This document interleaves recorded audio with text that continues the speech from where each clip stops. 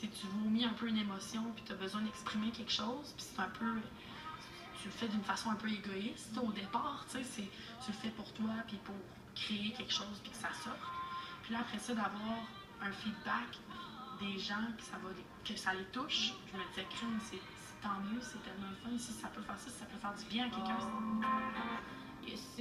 Qu'est-ce qui m'inspire? Ben, c'est sûr qu'il y a beaucoup d'histoires d'amour, de relations.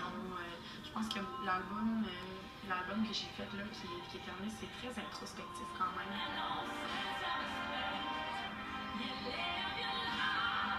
Pourquoi ça a changé depuis tes premiers textes jusqu'à là?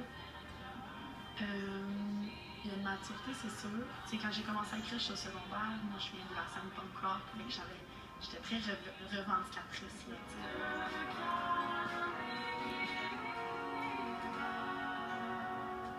est-ce que tu as une volonté de chanter en français aussi ou ça va toujours être l'anglais? Est-ce que c'est plus simple? Pour moi, ça venait plus naturellement en anglais vu que c'est ma langue maternelle, mais je veux dire, j'ai grandi puis j'ai vécu en français. Fait que c'est pas nécessairement ça la raison. La raison, c'est que le côté musical et artistique de la musique chez nous est venu de mon père qui est américain.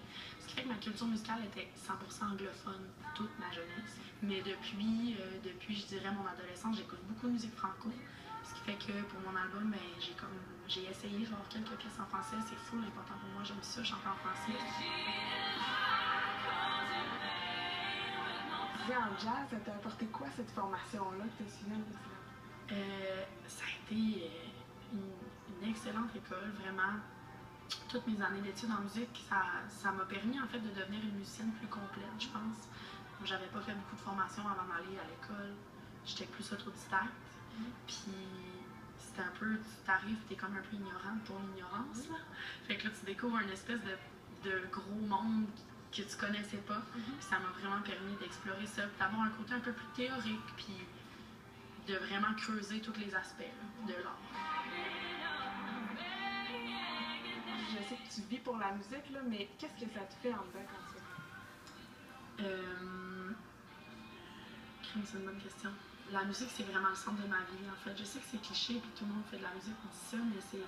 Tu sais, j'en mange, je dors, il y a toujours de la musique. Quand je suis pas en train d'en jouer, d'en créer, je vais voir des shows, j'en écoute chez nous, j'en ai besoin. Tu sais, je suis certaine que si je tassais ça, ça reviendrait, là. Tu sais, ça reviendrait naturellement, c'est certain. Tu te vois où dans les prochaines années? C'est quoi tes rêves? J'aimerais ça tourner, en fait, faire des shows, rencontrer le plus de monde possible, partout. Faire des shows avec mon band, en fait. Je trouve qu'on est tellement une belle gang, j'ai envie qu'on puisse rendre cet album-là live et le partager avec le plus de monde possible. C'est vraiment ça mon but.